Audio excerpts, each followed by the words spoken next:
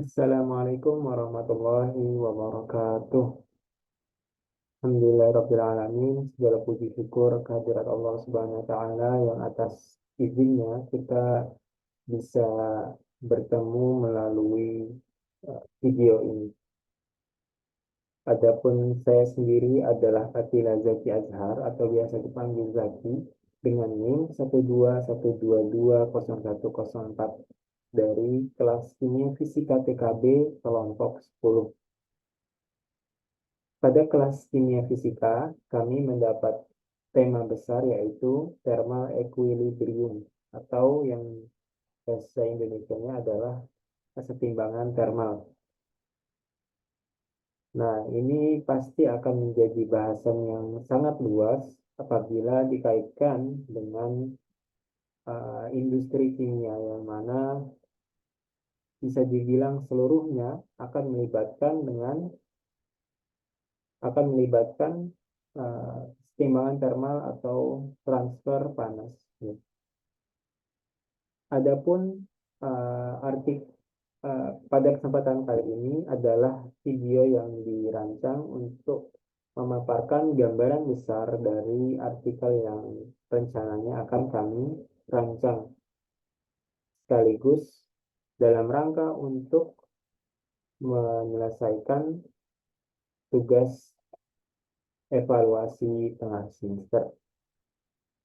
Judul yang sebelum kami mulai, kami ucapkan terima kasih kepada Ibu Tunjung Widayati yang mana beliau adalah selaku dosen pengampu dari kimia fisika PKB dan kepada teman-teman PKB seluruhnya yang sudah bersedia menyimak. Baik, kita masuk ke materi.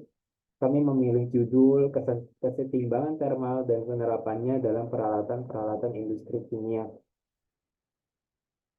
Artinya, kita akan membahas kesetimbangan thermal yang terjadi pada peralatan-peralatan industri kimia.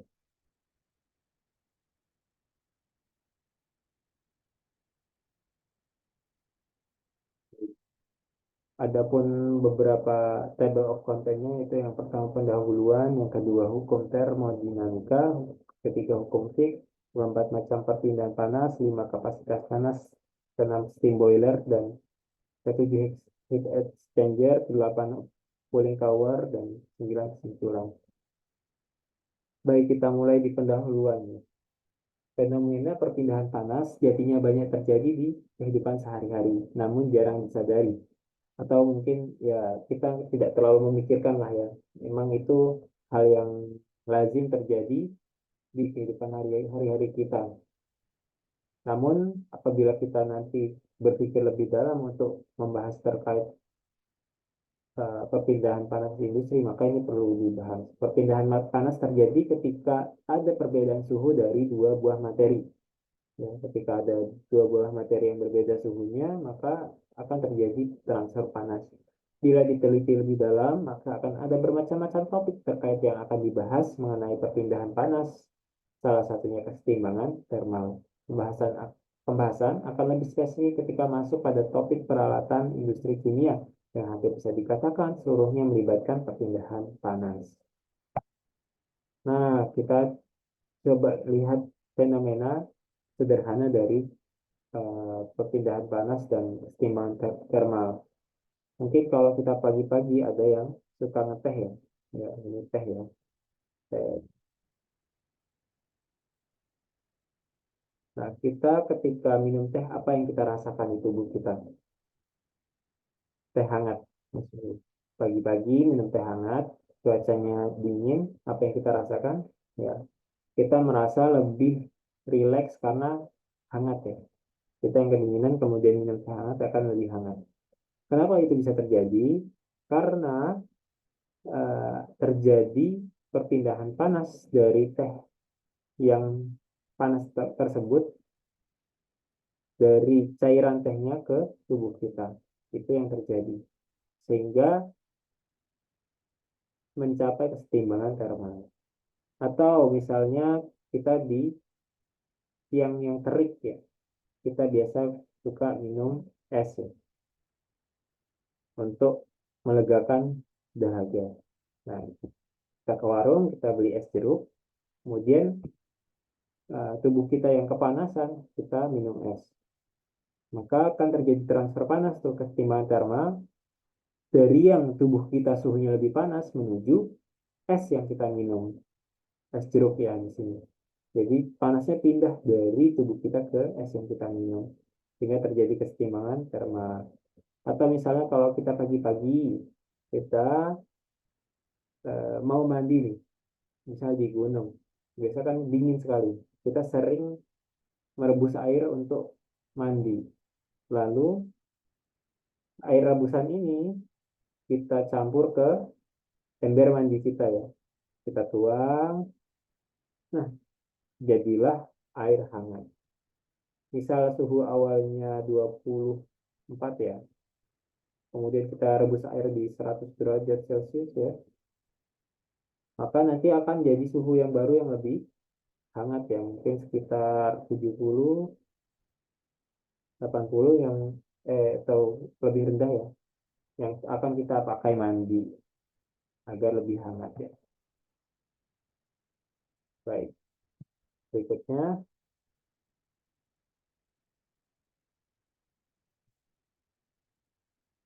itu ya, hukum termodinamika.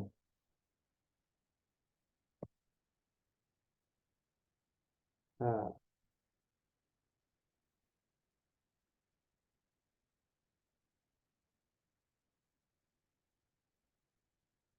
Nah, apa itu sistem dan lingkungan? Sebelum kita masuk ke hukum termodinamika, kita perlu mengenal sistem dan lingkungan. Dalam termodinamika, sistem adalah segala sesuatu yang diamati sifat termodinamikanya. Sistem termodinamika dipisahkan secara nyata maupun secara imajiner dengan lingkungan dan sekitarnya. Misalnya kita di sini, kita meninjau sebuah uh, kopi panas ya. Kopi panas kita tinjau, maka itu menjadi sistem yang kita tinjau. Adapun lingkungannya, yaitu adalah uh, hal-hal yang di luar dari kopi ini, yaitu sekitarnya, lingkungan sekitarnya.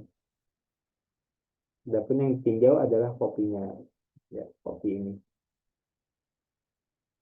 Baik, berikutnya, nah ada tiga jenis sistem ya. Yang pertama terisolasi, sistem terisolasi, yang kemudian kedua sistem tertutup, yang ketiga sistem terbuka. Terisolasi itu dia tidak bisa menerima panas maupun menerima materi ya, menerima materi. Dia terisolasi, materi tidak bisa keluar masuk, dan energi tidak bisa keluar masuk. Kemudian ada sistem tertutup. Nah, di sistem tertutup ini materi mungkin tidak bisa masuk, tapi energi bisa masuk.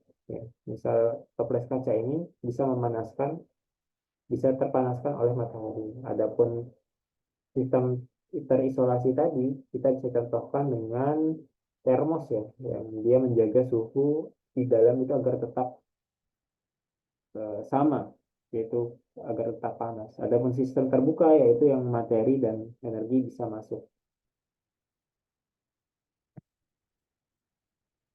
Oke, berikutnya termodinamika. Termodinamika ilmu pengetahuan ya tentang transformasi energi, perubahan keadaan dan kesetimbangan sekumpulan partikel yang membentuk gas, zat cair atau zat padat terutama yang berhubungan dengan sifat termal. Termodinamika berasal dari bahasa Yunani ya. Termos artinya panas dan dinamik dan yaitu perubahan. Ya, adalah fisika energi, panas kerja, entropi, dan kespontanan proses. Termodinamika berhubungan dekat dengan mekanika statistik di mana banyak hubungan termodinamika berasal. Termodinamika adalah ilmu yang mempelajari hubungan antara energi serta perubahannya. Nah, kita masuk ke hukum nol termodinamika. Hukum nol termodinamika menyatakan bahwa jika dua sistem termodinamika dalam keseimbangan dengan sistem ketiga, maka kedua sistem tersebut berada dalam keseimbangan terma satu dengan yang lainnya. Kita bisa lihat ilustrasi di sini ya. Ini sistem satu, ini sistem dua, ini sistem tiga. Jika dia A ini sama dengan C dan B sama dengan C, maka A sama dengan B. Maka kita lihat ini. Nah, ini penerapannya di mana? Di termometer. Ketika kita mengukur suhu kopi panas, itu misalnya 60 derajat. Dan kita mengukur juga suhu teh panas ternyata juga 60 derajat, maka kopi dan teh ini berada dalam keseimbangan termal. Singkatnya begitu. Nah, hukum ke-1 termodinamika menyatakan bahwasanya energi tidak dapat diciptakan atau dimusnahkan, melainkan hanya dapat diubah bentuknya. Artinya energi itu akan selalu ada dan hanya bisa berpindah atau berubah bentuknya menjadi kerja. Ya, misalnya dari perpindahan energi dari yang panas menuju yang lebih dingin, atau berubah bentuknya menjadi energi kerja melalui turbin. Misal kita ada punya pembangkit listrik. Hukum kedua termodinamika menyatakan bahwa kalor mengalir secara alami dari benda yang lebih panas ke benda yang lebih dingin dan tidak sebaliknya. Hukum ini menyatakan bahwa tidak semua proses di alam semesta dapat dibalikkan arahnya. Jadi panas itu mengalir ke yang lebih dingin, ya, sehingga terjadi keseimbangan. Nah, hukum Fourier, kita masuk ke hukum Fourier, menyatakan laju perpindahan panas melalui suatu bahan adalah sebanding dengan luas penampang bahan yang tegak lurus arah aliran panas, konduktivitas termal bahan, dan gradien suhu dalam arah negatif. Rumusnya adalah I atau kalor sama dengan min K. K itu konduktivitas termal bahan, A dikali A, luas penampang yang bahan yang diukur tegak lurus terhadap arah lintasan panas, ini satuan luas ya, meter persegi, dikali dengan dt, yaitu gradien temperatur per dx. Dx ini jarak ya, arah perpindahan panas. Kita bisa lihat contohnya ya, langsung. Sebelumnya kita bahas dulu tentang konduktivitas termal. Konduktivitas termal adalah suatu sifat fisik suatu bahan yang menunjukkan seberapa baik bahan tersebut dapat menghantarkan panas. Ditunjukkan dengan konstanta keserbandingan pada persamaan Fourier dan memiliki peran penting dalam perpindahan panas. Logam memiliki konduktivitas termal yang sangat tinggi. Fluida seperti cairan yang diam dan gas diam yang diam menghantarkan panas dengan sangat buruk ya. Kita bisa lihat ini di tabelnya, bahwasanya yang sifatnya apa namanya padat itu dia menghantarkan panas lebih baik, sedangkan yang sifatnya cair dia buruk ya dalam menghantarkan panas.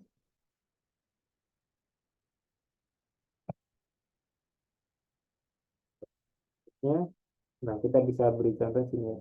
Sebuah plat logam berbentuk persegi panjang dengan luas permukaan A sama dengan 0,5 meter persegi, memiliki dua sisi yang dijaga pada suhu yang berbeda. Di sisi pertama memiliki T1 sama dengan 100 derajat, sementara sisi lainnya berada pada suhu T2 yaitu 25 derajat. Jarak kedua sisi adalah L sama dengan 0,2 meter. 0,2 meter. Jika konduktivitas termal plat logam tersebut adalah K sama dengan 50 watt meter Kelvin, hitunglah laju aliran panas yang melalui plat tersebut berdasarkan hukum Fourier. Ya. Misalnya plat logam ini, saya misalkan dengan HP ini, kemudian luas permukaannya adalah A 0,5 persegi. Nah, T1-nya itu 100 derajat, kemudian T2-nya 25 derajat. Nah, kita masukkan ke dalam rumus yang tadi. dT itu adalah gradien suhu ya. Berarti ya T2 dikurangi T1. T2-nya adalah 25. Misalnya di sisi ini 25, ini 100, maka 25 kurang 100. Kemudian dibagi dengan jaraknya yaitu 0,02 meter. Kemudian kita substitusi dapat nilainya, nilai gradiennya, kita substitusi nilainya, kemudian kita mendapatkan Q sama dengan 93.750 watt. Laju aliran panasnya yang melalui logam tersebut. Kapasitas panas berikutnya, apa itu kapasitas panas? Yaitu jumlah energi panas yang diperlukan untuk menaikkan suhu suatu benda atau satu zat sebesar 1 derajat atau 1 Kelvin. Rumusnya adalah C sama dengan kalor dibagi delta T.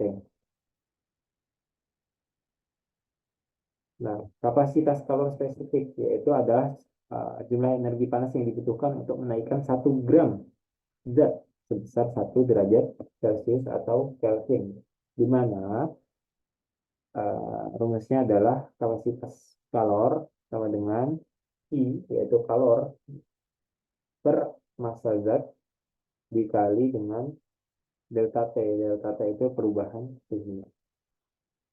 Kemudian kapasitas kalor molar, yaitu jumlah energi panas yang diperlukan untuk menaikkan suhu 1 mol zat sebesar 1 derajat Celcius atau Kelvin. Ya, ini sebenarnya sama aja seperti yang tadi, namun dibasiskan pada mol ya.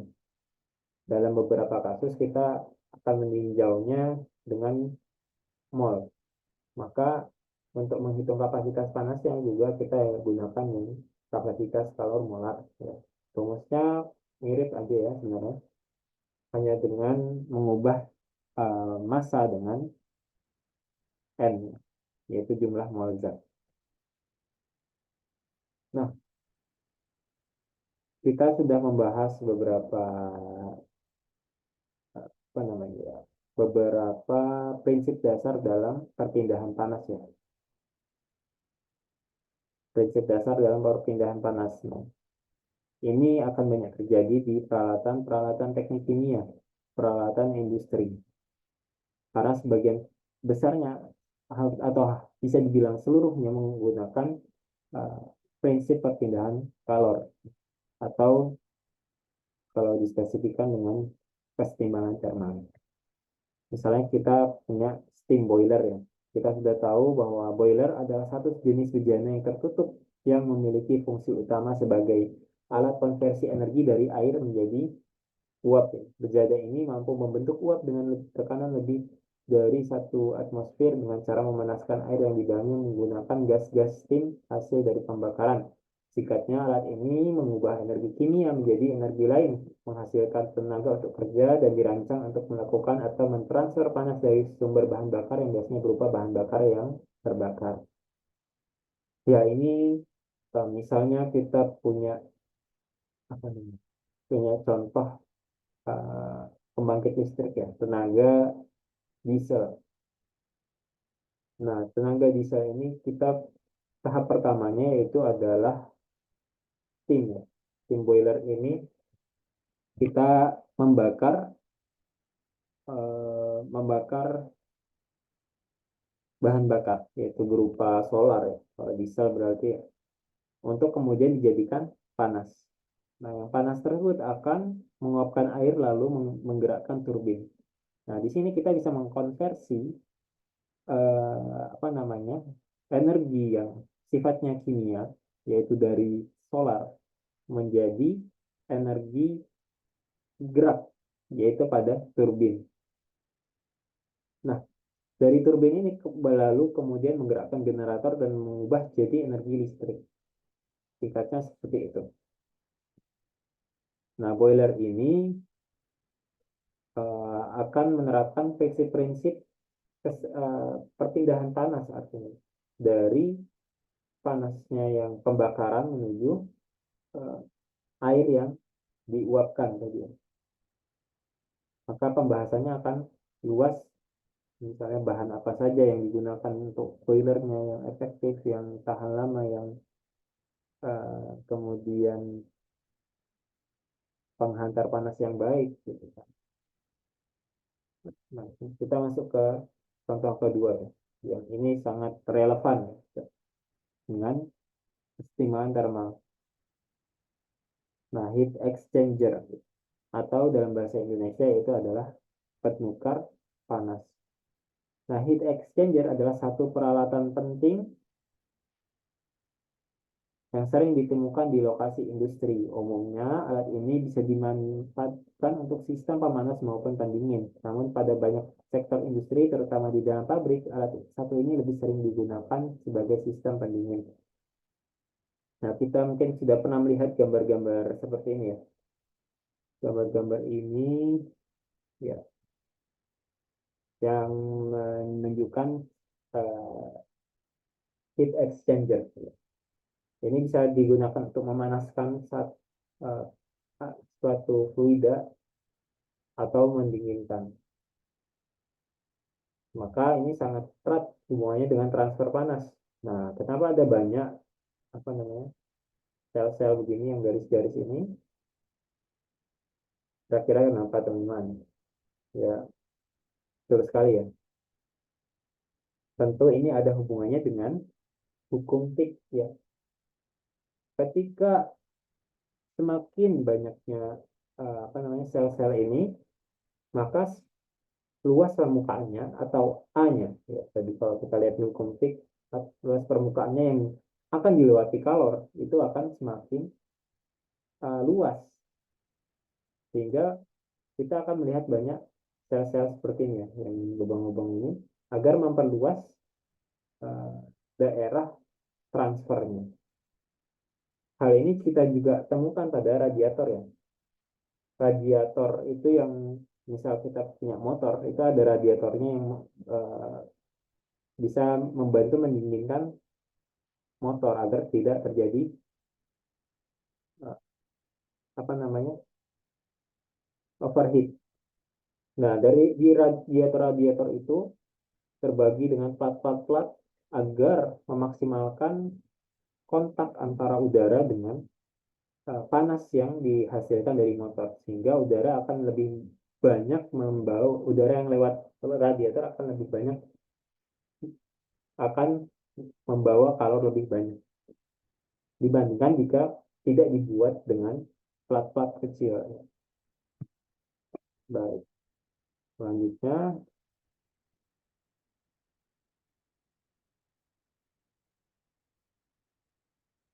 secara umum, alat penukar panas memiliki fungsi untuk memindahkan energi panas. Perpindahan panas ini terjadi antara fluida dalam temperatur berbeda, di mana ada dua jenis fluida, yaitu fluida panas, hot fluid, dan fluida dingin, cold fluid. Alat penukar panas atau heat exchanger memiliki dua fungsi sebagai pemanas atau regenerator, atau sebagai pendingin atau rekuperator. Hal ini bergantung pada perpindahan panas yang terjadi.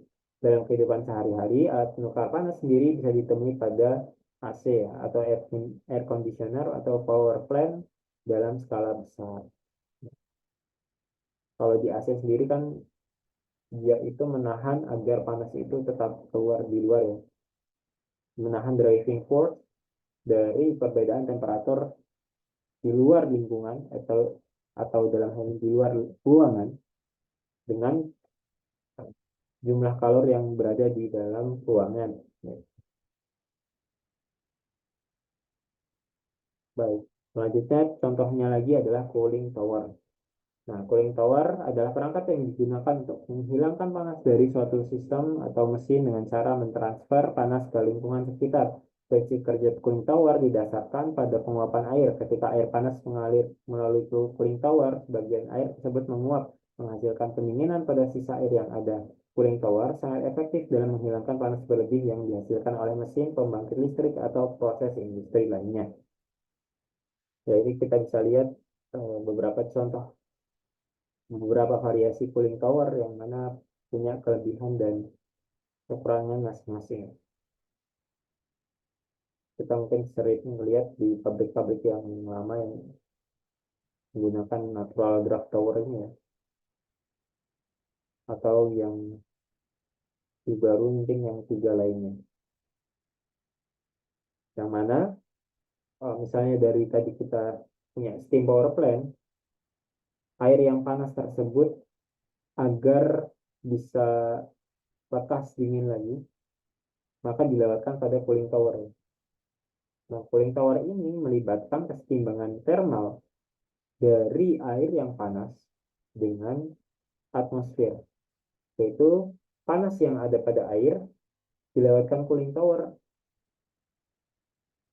agar lebih cepat terlepas ke atmosfer. Nah, ini insya Allah akan kami bahas di dalam artikel yang kami rancang, bagaimana uh, prosesnya, bagaimana pemilihan-pemilihan bentuknya, bagaimana perhitungan matematisnya, sehingga bisa dipilih bentuk-bentuknya dan juga bisa apa namanya dibahas kesetimbangan termal dari sistem tersebut. Baik, mungkin itu dari saya. Kurang lebihnya mohon maaf. Terima kasih sudah menyimak. Sekian dari saya. Kurang lebihnya mohon maaf. Assalamualaikum warahmatullahi wabarakatuh.